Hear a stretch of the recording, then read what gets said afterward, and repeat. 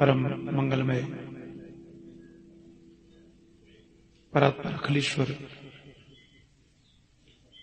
अकारण करुणावरण वाले भक्त वंशा कल्पतरु तड़िद्युति विनंदक पीतांबरधारी श्री बालकृष्ण लाल की वांग्मयी प्रतिमूर्ति श्रीमद् भागवत महापुराण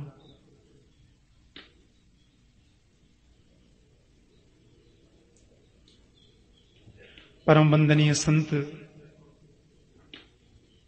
स्वामी श्री विद्यानंद जी महाराज की पवित्र सन्निधि में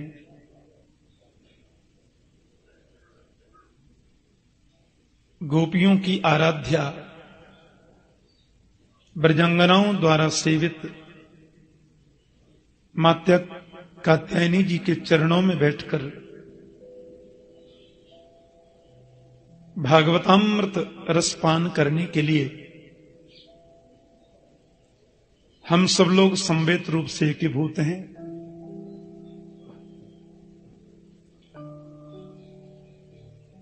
महात्म्य का वर्णन बड़े संक्षिप्त रूप में कहेंगे,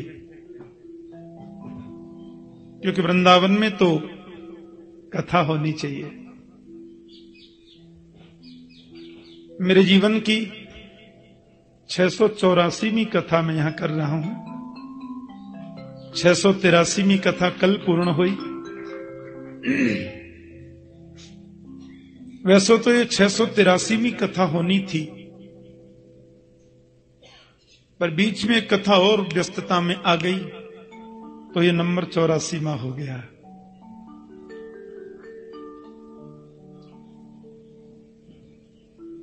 बहुत बड़े बड़भागी होते हैं वे लोग जो श्रीधाम वृंदावन में कथा रस सुधापान करने का अवसर प्राप्त कर पाते हैं।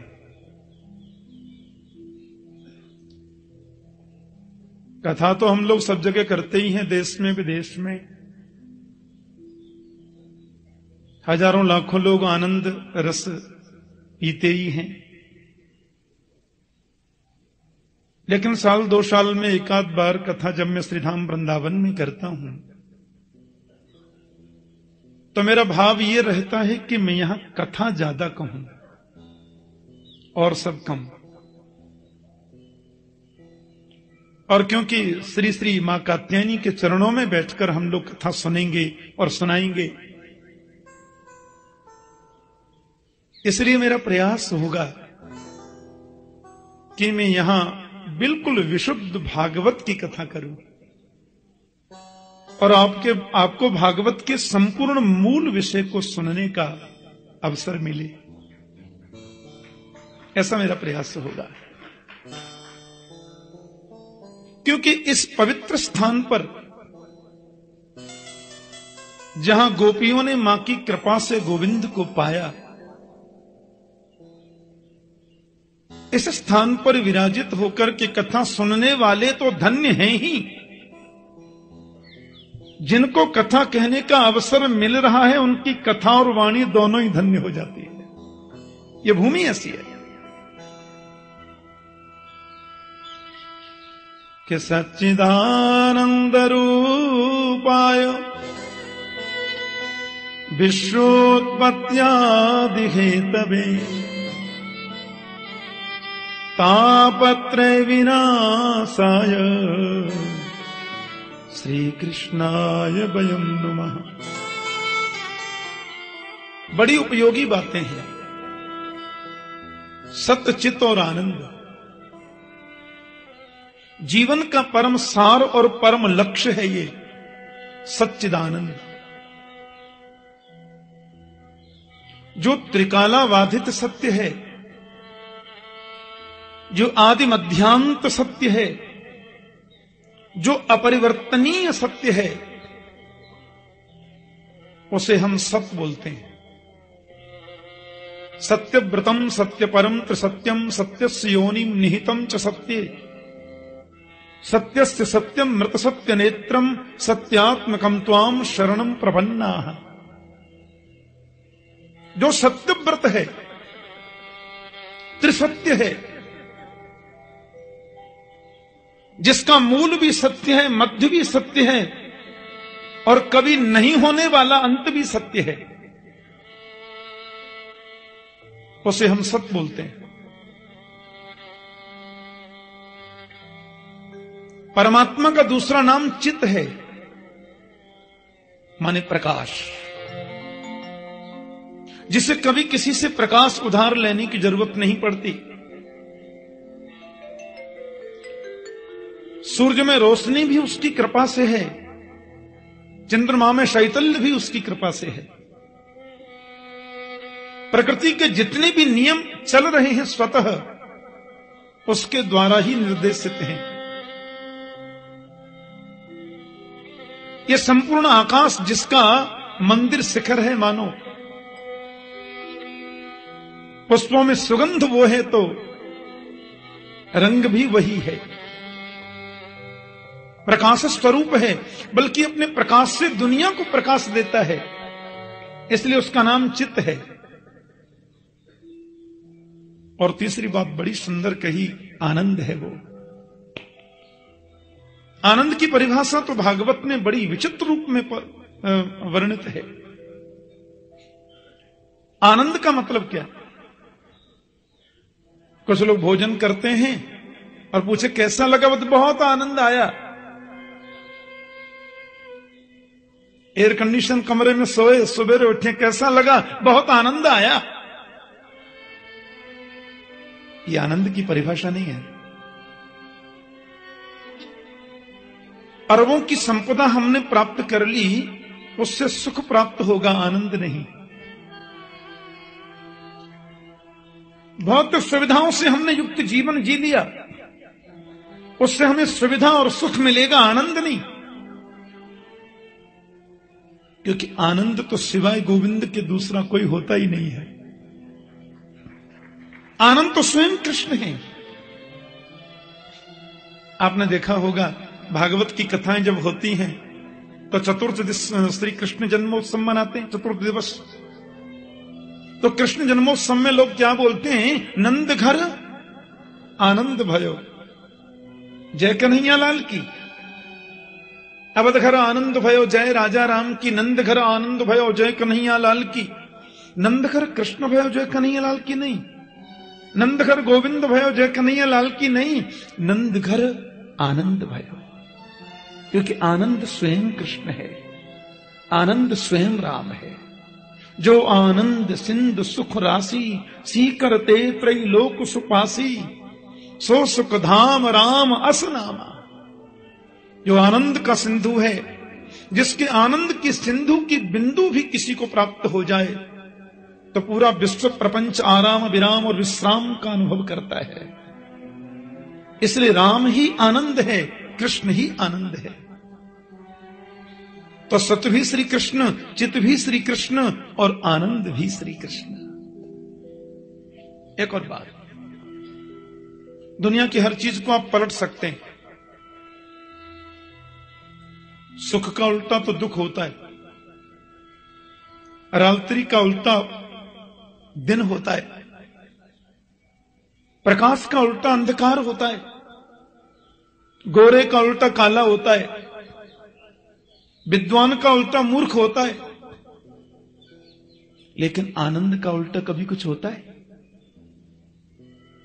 आनंद का उल्टा कभी कुछ कर सकते आप? एक सज्जन बोले आनंद का उल्टा भी होता है महाराज। मैंने कहा क्या होता है? बोले आनंद का उल्टा होता है निरानंद। मैंने कहा निरा तो तुमने अपनी तरफ से लगा लिया, आनंद तो जैसे कि तैसा ही है। और निरा तो हमने जोड़ दिया ना जी, आनंद तो जैसे कि तैसा है। अब उसको निरानंद बोल दो, चाहे परमानंद बोल दो, चाहे ब्रह्मानंद बोल दो, चाहे विषयानंद बोल दो, उसके पहले निरा लगाओ, चाहे परम लगाओ, चाहे विष लगाओ, चाहे ब्रह्म लगाओ, लेकिन आनंद को आप पलट नहीं सकते। आनंद को बदला जा नहीं सकता, क्योंकि आनंद सत्य है और वह त्रिकालाबाधित सत्य है, आदि मध्यांत सत्य, उसको आप बदल कर सकते हैं। तो सत्य भी श्री कृष्ण है, चित्त भी श्री कृष्ण है और आनंद भी श्री कृष्ण है। विश्वोत्पत्त्यादि हेतवे, वो जरा सा मुस्कुराता है, सृष्टि का सृजन हो जाता है। वो जरा सा गंभीर होता है, सृष्टि का पालन हो जाता है। और वो भ्रुकुटी को जरा सी टेढ़ी कर लेता है, प्रलयंकाली समुद्र में सब डूब जाते हैं। तो विश्वोत्पत्त्यादि हेतवे, विश्व की उत्पत्ति, पालन और लय का हेतु भी तो एकमात्र गोविंद है। तापत्रय विनाशाय,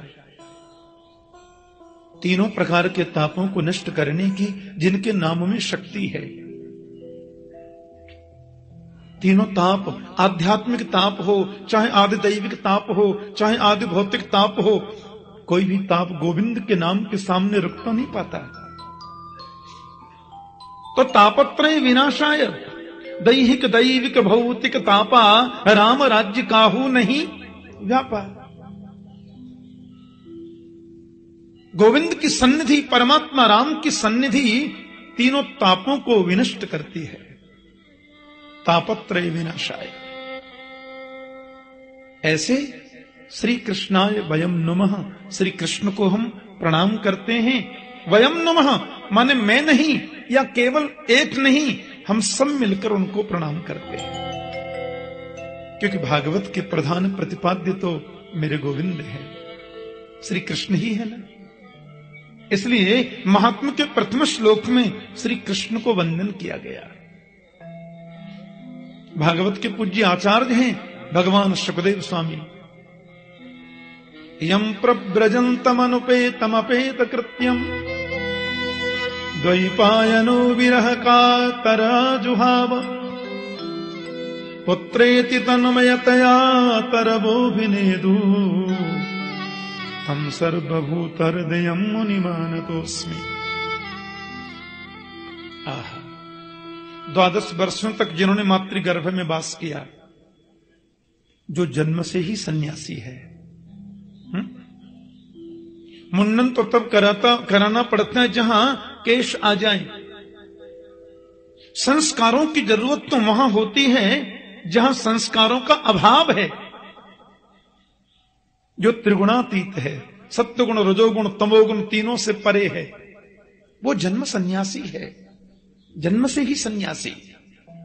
12 वर्षों तक मातृगर्भ में समाधिस्थ रह करके जिसने भागवत चिंतन किया और संन्यस्त गच्छन्तम, जन्म लेती जो सन्यास लेकर वन की ओर प्रस्थान कर रहा है, 16 वर्ष की जिसकी अवस्था, जन्म के तुरंत बाद जो 16 वर्षीय प्रतीत हो रहे हैं, श्याम वर्ण की जिनकी दिव्यांग कांति है, बड़ा अद्भुत जिनका आभा मंडल है, लंबी भुजाएं हैं, चौड़ा दिव्य वक्षस्थल है, जो दिगंबर हैं, दिगंबरम वक्त्र विकीर्ण केशम। भगवान शुकाचार्य आगे आगे जा रहे हैं और महर्षि वेदव्यास जिनको लौटाने का सतत प्रयास कर रहे हैं। लेकिन व्यास जी पुत्र पुत्र कहकर के बोल रहे तो वृक्ष अभिनेदु, वृक्षों ने कहा आप किसको पुत्र कहते हैं महाराज? कितनी बार ये आपका पुत्र बन चुका, आप इसके पुत्र बन चुके, कौन जानता है। व्यासी महाराज ने भी जब ये जाना कि वास्तव में ये तो सर्वभूत हृदय है, ये तो भगवत स्वरूप है, तो वे लौट करके चले गए। तम सर्वभूत हृदयम मुनिमानतोस्मि। ऐसे भगवान शुकदेव के चरणों में हम बार बार प्रणाम करते हैं, बार बार वंदन करते हैं।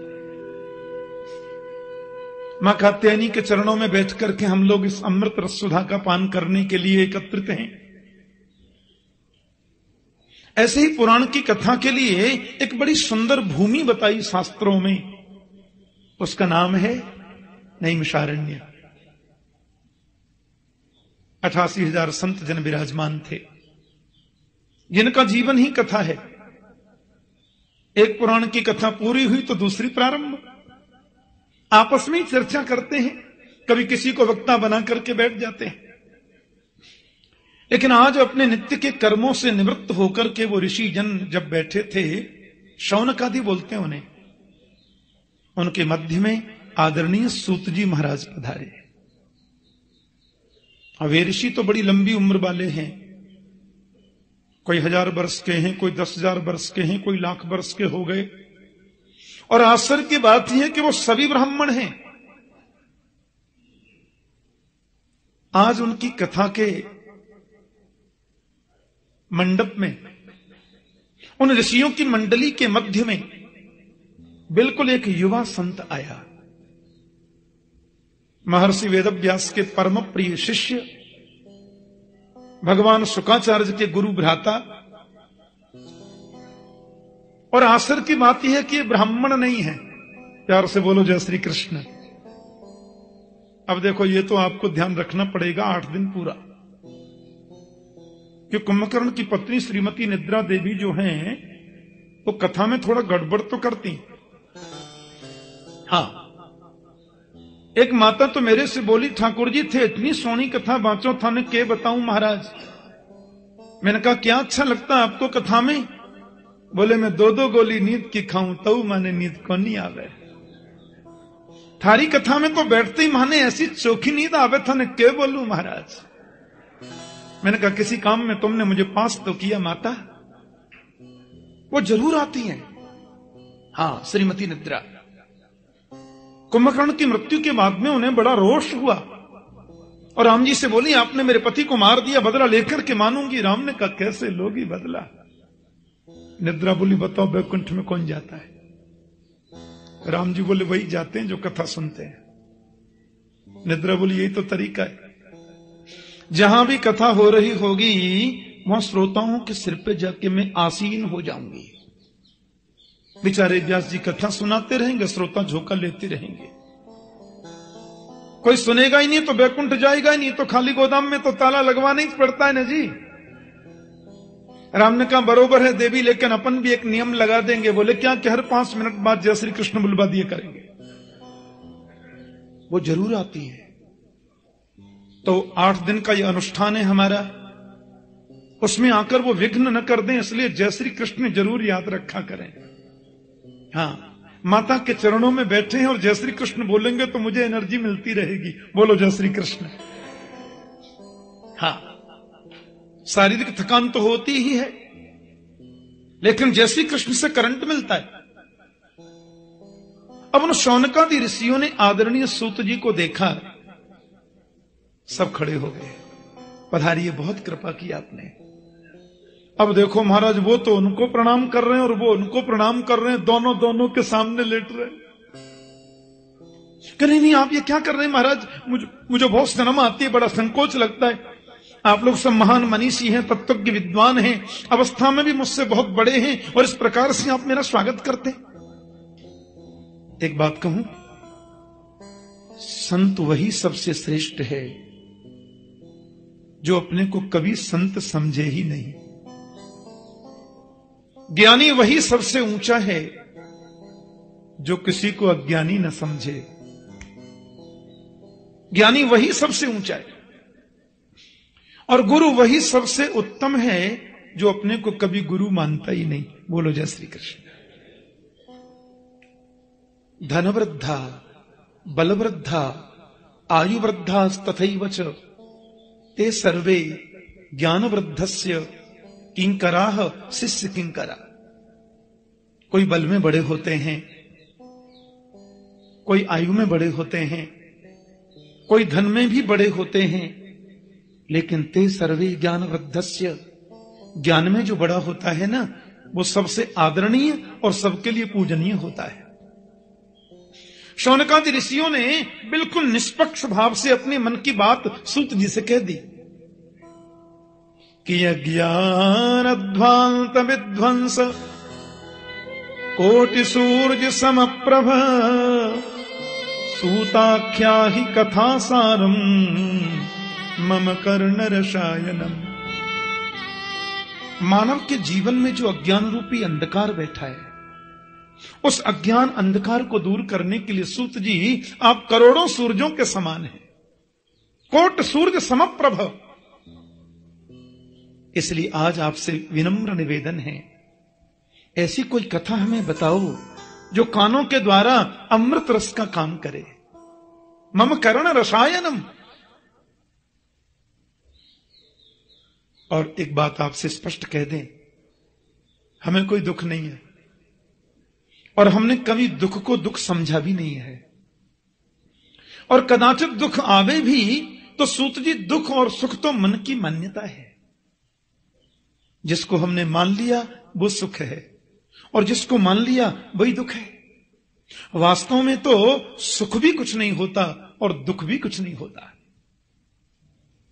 लेकिन जब संसार के लोगों की ओर हम नजर डालते हैं तो देखते हैं वो दुख को ही सुख मान करके बैठे हैं और वे दुख को दुख मानकर उसमें ज्यादा दुखी हो रहे हैं, क्योंकि मान्यता ही दुख को और ज्यादा जन्म देती है। इसलिए हम ऐसी कथा सुनना चाहते हैं जो कथा सुने हम और दुख दूर हो जाए संसार के लोगों का। ऐसी कथा हमें बताओ कि श्रेयसाम यद भवे श्रेयः पावनानां च पावनम् कृष्ण प्राप्तिकरं सस्वत साधनम तद बदादुना। श्रेष्ठ में भी जो परम श्रेष्ठ है, पवित्रों को भी जो परम पवित्र बनाता है, और ऐसी कथा जो गोविंद से मिलाने वाली है। एक बात कहूं, कभी किसी संत के पास में जाकर यह प्रश्न मत करो कि दुकान कैसे चलेगी। किसी भी महापुरुष के पास में जाकर के यह प्रश्न मत करो कि फैक्ट्री में बरकत कैसे होगी। किसी महापुरुष के पास में जाकर यह क्वेश्चन मत करो कि घर में पोता होगा कि नहीं। संतों के पास जाकर तो एक ही प्रश्न करो, गोविंद मिलेगा कि नहीं, कन्हैया की प्राप्ति होगी कि नहीं। और यह प्रश्न आपने किया है तो सर्वोत्तम प्रश्न है, इससे ऊंचा कोई प्रश्न नहीं होता।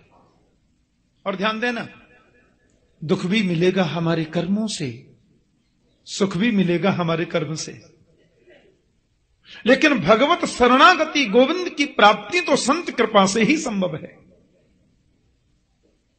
इसलिए दुख और सुख तो हमें मिलने वाले हैं। ना भुक्तम क्षीयते कर्म जन्म कोटि शतैरपि अवश्यम एव भुक्तव्यम कथम कर्म शुभाशुभम। जैसा कर्म अपने करते हैं वैसा फल मिलने वाला है, और बोया पेड़ बबूल का तो आम कहां से होए, संभव ही नहीं है। लेकिन संत कृपा कर दें तो भगवत शरणागति प्रदान कर सकते हैं। संत कृपा कर दें तो गोविंद को आपको प्रदान कर सकते हैं। इसलिए महापुरुषों के पास में जाकर यदि प्रश्न करना है तो यही प्रश्न करो, कृष्ण प्राप्ति करम शाश्वत साधनम तद बदाधुना। ऐसा साधन बताइए जो कृष्ण की प्राप्ति कराने वाला हो। बहुत प्रसन्न हो गए सूत जी। सच्चा संत ऐसे प्रश्नों से ही प्रसन्न होता है। संसार की व्यर्थ की बातों से हम संतों के क्षण को बर्बाद करते हैं। और महाभारत में लिखा है कि संतों का क्षण और अन्न का कण कभी बर्बाद मत करो। महापुरुषों के पास जाकर तो गोविंद मिलन की साधना पूछो। आदरणीय सूत जी महाराज गदगद हो गए। कालव्याल मुखग्रास त्रास निर्नाश हेतवे श्रीमद्भागवतम शास्त्रम कलौ कीरेण भासितम। ये काल रूपी जो ब्याल है, ब्याल बोलते हैं सर्प को। असल में हमारा जीवन क्या है? एक बहुत बड़ा अजगर सांप है और अपना मुंह खोल करके पड़ा हुआ है। अब मैं उस अजगर सर्प के मुंह के अंदर बैठा हूं, तो मेरा जीवन सुरक्षित कब तक है? जब तक वो सर्प अपना मुख बंद ना कर ले। उसने मुख बंद किया, यहां राम नाम सत्य हो गई। एक पल भी जिस मानव के जीवन का भरोसा नहीं है, उसको भी शीघ्र गोविंद से मिलाने की सामर्थ्य किसी में है तो केवल भागवत की कथा में ऋषियों। देवताओं को भी इस कथामृत को पान करने का कभी कभी अवसर नहीं मिलता है। राजर्षि परीक्षित को भगवान सुखदेव कथा सुना रहे थे, सब लोग जानते हैं प्रसंग। अमृत सुधा को लेखन के देवता लोग आए, कलश सामने रखा और बोले परीक्षित को जो आप अमृत पिला रहे हैं कथामृत वो हमें दे दीजिए, और इस भागवतामृत को परीक्षित को हमको दे दीजिए, और ये स्वर्ग का अमृत परीक्षित को प्रदान करें, तो सर्प भय से परीक्षित को मोक्ष मिलेगा और संसार भय से हमें मुक्ति मिलेगी। सुखदेव जी बोले कर तो देता, पर देवताओं ने जो भागवतामृत की तुलना स्वर्ग के अमृत से करी, ये मुझे प्रिय नहीं लगा। देखो तो स्वर्ग का अमृत है क्या? हमने यहां सकाम अनुष्ठान किया, बड़े यज्ञ किए, दान किए, धर्मशालाएं बनवाई, कुएं बनवाए, और वो सब सकाम किया तो उसका फल होता है हम स्वर्ग में जाते हैं, और जब तक हमारी एफडी जमा है हम स्वर्ग में रहते हैं। और तेतम भुक्त्वा स्वर्गलोकम विशालम क्षीणे पुण्ये मर्त्यलोकम विशंति, जैसे ही पुण्य क्षीण हुआ हम फिर मृत्युलोक में गिर जाते हैं। तो पुनरपि जननम पुनरपि मरणम पुनरपि जननी जठरे शयनम, बार बार जन्म लेना, बार बार मातृगर्भ में आना, इससे छुटकारा स्वर्ग अमृत पान करने से नहीं मिलता। क्षम तदावीक्ष, ब्रह्मा जी ने राजा परीक्षित के मोक्ष को देखा, पुरा धाता भी विस्मित। ब्राह्मण का विमान किसका जा रहा, भाई कौन है इसमें? बोले आपको नहीं मालूम, राजा परीक्षित। 7 दिन कथा सुनिए ना भागवत के नियम से, वैकुंठ मिल गया। ब्रह्मा ने कहा बाप रे, ये कैसे हुआ? इंद्र महाराज और ब्रह्मा सब एकत्रित हुए, तराजू लिया और एक पल्ले पर दुनिया के साधनों को रखा, और तराजू के दूसरे पल्ले पर केवल भागवत जी को विराजमान किया, और कहते हैं जैसे ब्रह्मा ने तोला तो लघुन्यनानि जातानि गौरवेन इदम महत, अपनी गरिमा से भागवत का पढ़ना नीचे को चला गया, समस्त साधनों का पढ़ना ऊपर को है। क्या मतलब? वजन जिसमें होगा वो नीचे जाएगा। ब्रह्मा ने देवताओं से कहा अरे देवो, ये कोई पोथी नहीं है, ये कोई किताब नहीं है, ये ग्रंथ भी नहीं है, ये तो मेरे गोविंद हैं साक्षात। तेनेयम वांगमयी मूर्ति प्रत्यक्षा वर्तते हरे, ये तो हरि का वांगमय स्वरूप है साक्षात। दंडवत करी ब्रह्मा ने। देवताओं को आश्चर्य हुआ। वही कथा मैं आपसे कहूंगा, सूत जी करे। नारद जी ने ब्रह्मा जी से श्रवण किया था इसका सविधि, लेकिन सत्ता श्रवण की विधि क्या है वो सनत कुमारों से सुनी थी। वो क्या है, एक बार नारद जी महाराज दौड़े दौड़े गए, तीव्र गति से जा रहे थे, कुछ चिंतित भी थे। बोलो जय श्री कृष्ण। और विशाला क्षेत्र में बद्रीनाथ धाम में पहुंचे तो सनत कुमारों ने पूछा क्या बात है? कथम ब्रह्मन दीन मुख कृतश्चिंता तुरो भवान, आपको देखने से तो रोने वाला भी हंस जाता है, क्योंकि आप तो आनंद मूर्ति हैं। यो यह श्रद्धस्स एव स, गीता में गोविंद कहते हैं, जिसके प्रति हम श्रद्धा करते हैं धीरे धीरे श्रद्धास्पद के गुण हमारे जीवन में आने लग जाते हैं।